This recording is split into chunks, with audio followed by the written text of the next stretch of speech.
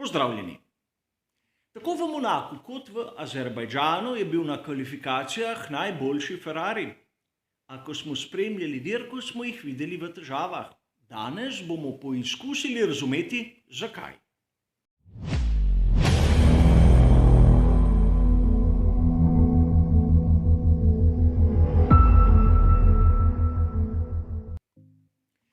Dva najboljša štartna položaja Charlesa Leclerca sta bila svojevrstna poživitev tega dela svetovnega prvenstva Formule 1. A treba se je zavedati, da v obeh primerih smo se srečali z izrednimi okoliščinami. Tako v Monaku kot tudi v Azerbajdžanu vsi niso dokončali svojega hitrega poizkusa.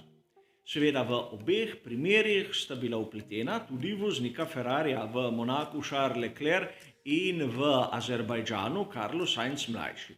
A ne glede na to, pri Ferrariju so dosegli najboljši čas. A težava je v tem, da na dirki te forme niso pokazali. Skušali bomo razumeti, kje je skrivnost, da so lahko v tistem enem samem krogu tako hitri, medtem ko se pogovarjamo o ritmu, zadeve niso več take. Najprej moramo pogledati tiste skupne točke, tako ene kot druge proge. Res, v Monaku in Azerbajdžanu smo imeli pred seboj čisto drugačni konfiguraciji prog, čeprav v obeh primerih gre za ulično dirko. Po drugi strani se moramo zavedati, da smo imeli na razpolago enake mešanice pnevmatik, C3, C4 in C5. In prav pnevmatika C5 je bila tista, ki je pokazala vse vozniške kvalitete Charlesa Leclerca. Carlos Sainz mlajši se na kvalifikacijah ni tako znašel. In seveda, iz dirke Monaka nimamo kakšne primerjave, kak bi lahko bil Charles Leclerc, kajti odstopil je, še preden se je dirka začela. A v Azerbajdžanu smo ga videli v velikih težavah. Namreč, čeprav je začel z najboljšega štartnega mesta, vodstva ni ubranil niti pred Lewisom Hamiltonom in kasneje je izgubil tudi v primerjavi s Maxom Verstappenom. Kar je bolj zanimivo, je tisti drugi štart, tisti na koncu dirke. Pridobil je kar nekaj mest, da je potem izgubil stopničke v boju z Pierrom Gaslyjem. Sedaj se lahko vprašamo, kje je ta skrivnost, seveda poleg spleta okoliščin pri Ferrariju. Namreč mestna ulična proga zahteva večjo mehansko uravnoteženost bolida.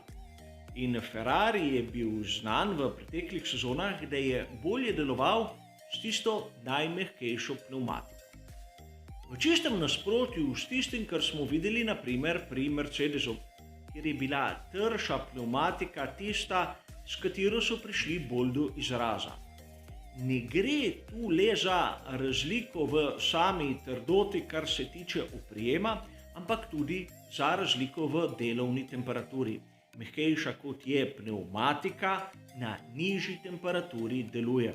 Kot vidimo na tem starem grafu Pirellija, a da vas opozorim, podatki, kar se tiče mešanic, držijo še danes.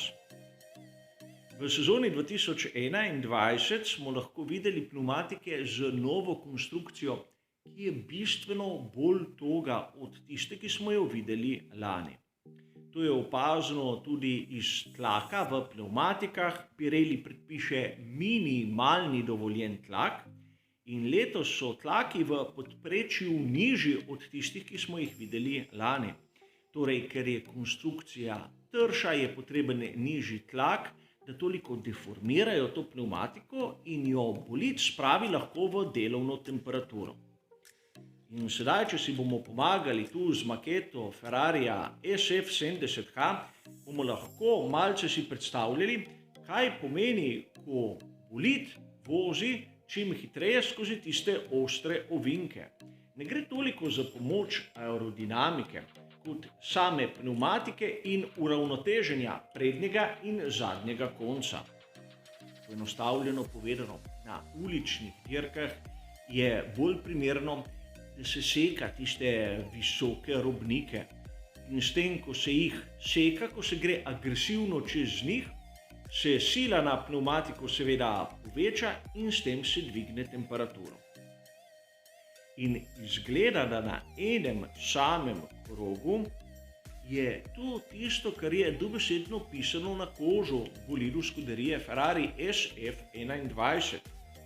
Posebno Charles Leclerc s svojim agresivnim, energičnim stilom vožnje pride do izraza.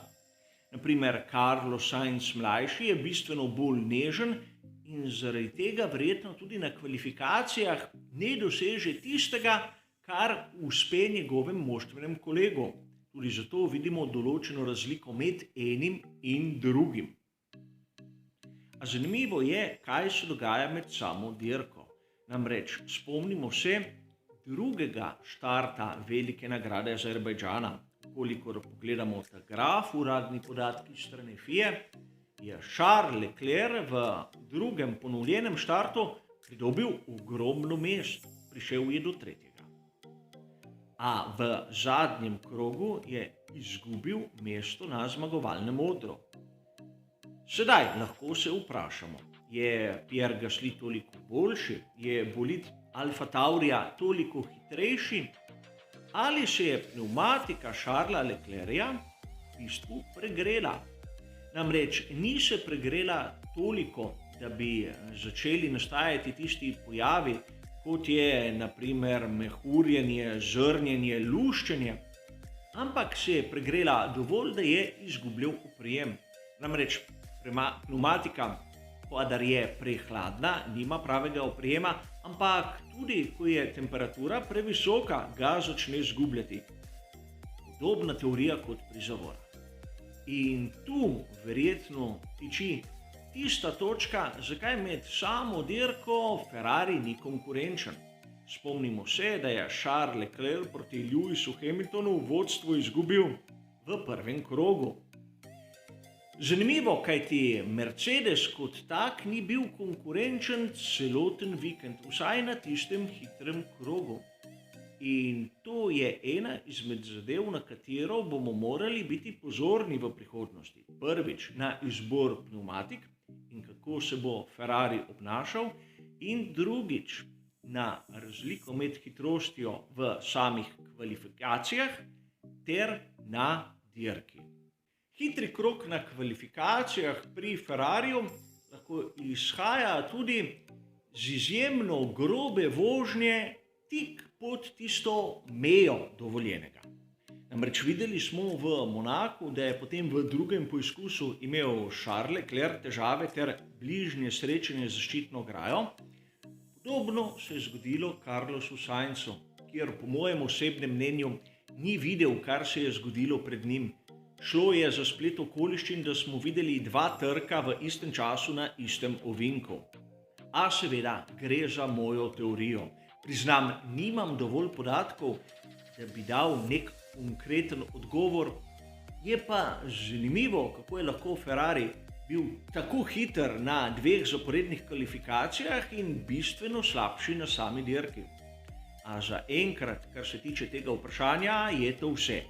Hvala za vašo pozornost ter seveda nasvidenje.